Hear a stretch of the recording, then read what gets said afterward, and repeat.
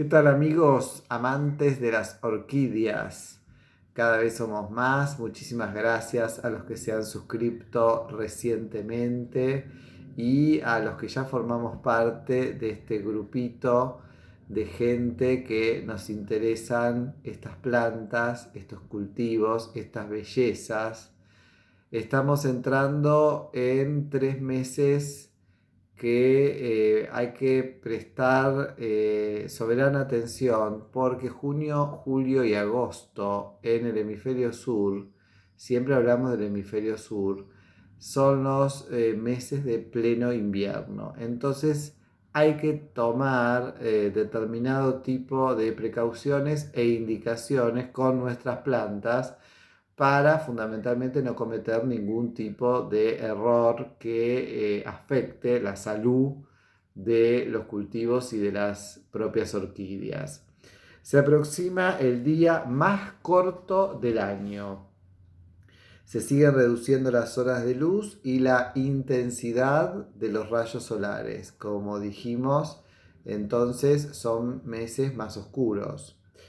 Si se ha recurrido al uso de media sombra en verano, es el momento de quitarla por completo. Si la planta está debajo de un árbol o arbusto de hojas perennes, habrá que procurarle un lugar sí o sí más iluminado.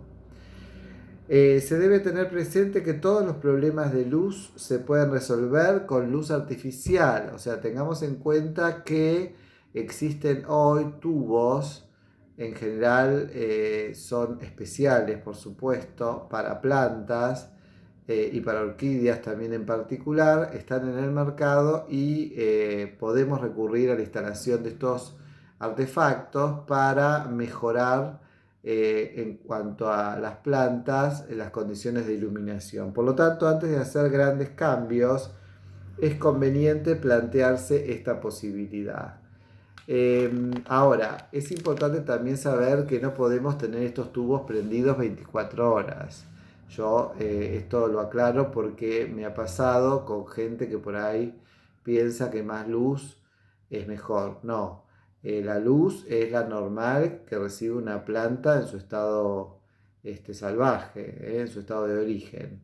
Vamos a ver algunas recomendaciones generales que tenemos que tener en cuenta para justamente atender a los vectores o a la modificación de los vectores en este mes de junio.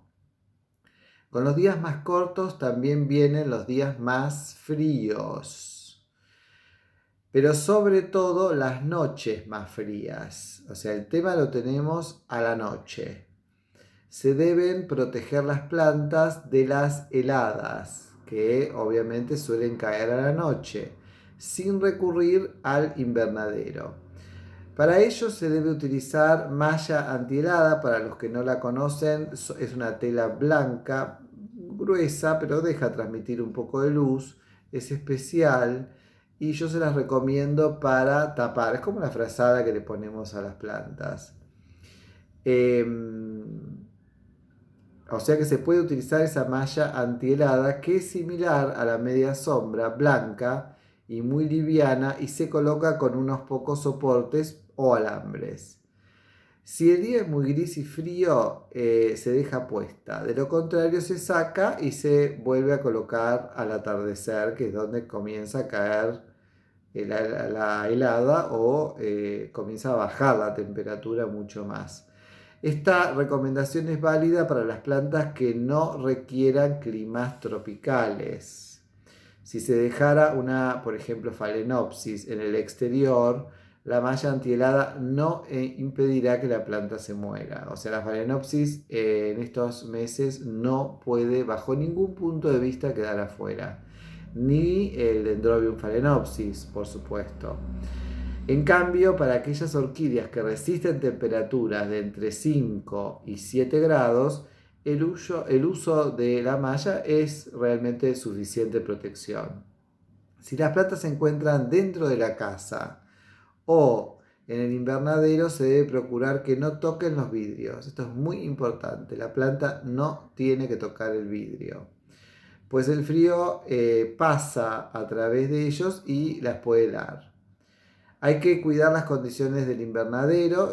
Si al entrar se tiene la sensación de no poder respirar, es casi seguro que las plantas perciban lo mismo.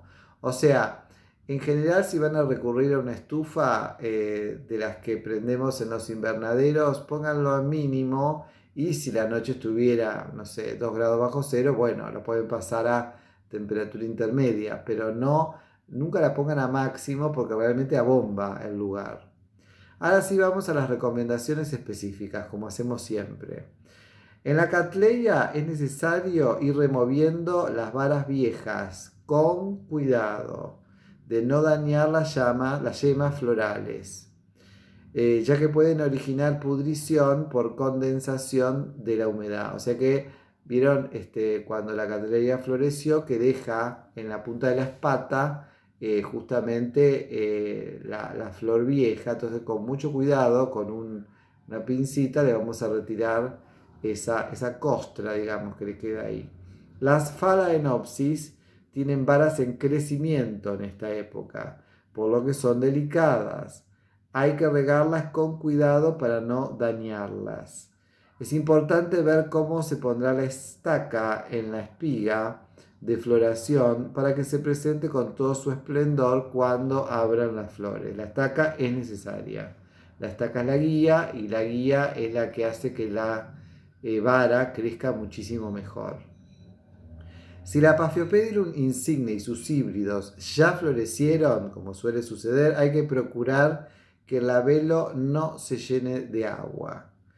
Estas orquídeas, a diferencia de todas las otras, pueden ser trasplantadas en esta época. Los Paphiopedilum es época de hacer el trasplante. En realidad no hay un tiempo peligroso para el trasplante de las Paphiopedilum. Responden muy favorablemente al medio fresco aún en floración. Las Cymbidium se deben proteger de las lluvias si el clima es muy húmedo. Hay que mantenerlas bien ventiladas, ya que pueden instalarse plagas entre las plantas, y suele suceder. En las Dendrobium tipo nobile se debe suspender totalmente el riego durante este mes y el mes de julio, salvo que se note deshidratación de sus pseudobulbos. Vieron que los pseudobulbos son tipo caña, digamos. Además deben seguir estando en un lugar con mucha luz, en lo posible con sol de mañana, porque no es intenso en estos meses. Vamos ahora a hablar en el último punto de la fertilización. Fertilizar con una fórmula de equilibrio, más específicamente. Y no con la misma frecuencia que lo hacíamos en el verano o principio del otoño, sino más espaciadamente. También se debe recordar la fertilización 10, 30, 20 para las que florecen en los próximos 2 meses, por ejemplo algunas cattleyias de invierno, y la 30, 10, 10 para aquellas plantas que tuvieron su floración en otoño, por ejemplo el Leptotes unicolor que floreció en otoño, algunas Epidendrum. Se las puede ayudar a reponerse del desgaste que implica la floración utilizando fertilizante más rico en nitrógeno, pero no administrarlo con la frecuencia del verano. Vuelvo a repetir, mucho más espaciadamente. Las catleyas, los Paphiopedilum y algunas maxilarias en esta época están floreciendo. O sea, es una época donde las catleyas suelen estar en su esplendor, igual que las famosas flores del zapatito, y como les decía, las maxilarias, la maxilaria picta, la maxilaria vitelliflora, la pegaciniana. En general las maxilarias florecen en esta época. Bueno, gente, si este tutorial de junio les gustó, pongan un me gusta, pongan un like, compártanlo, así los demás también se enteran de toda esta información, sociabilicemos toda esta información que está bueno. Si no están suscritos al canal, suscríbanse, así esta información puede llegar cada vez a más personas que les gusten las orquídeas como a nosotros. Y cualquier comentario, sugerencia, idea o demás que quieran hacerme, no hay ningún problema, la dejan escrita en el chat y con sumo placer yo se las voy a responder. Bueno, comenzó entonces poco a poco ya a aparecer el frío, a aparecer más sombras y el señor invierno se aproxima, así que cuiden mucho las plantas, traten de mimarlas con una buena tela antihelada, reduzcan la fertilización y también el riego, no hace falta regar tanto, es más, en algunas plantas directamente no es necesario regar porque ya, por ejemplo, el Catasetum fimbriatum ya tiene una reserva de agua, o por ejemplo los Irtopodium ya tienen su reserva de agua, entonces no es necesario seguir insistiendo con un riego que puede ser sumamente contraproducente. Bueno, cuídense mucho, nos vemos en el próximo tutorial.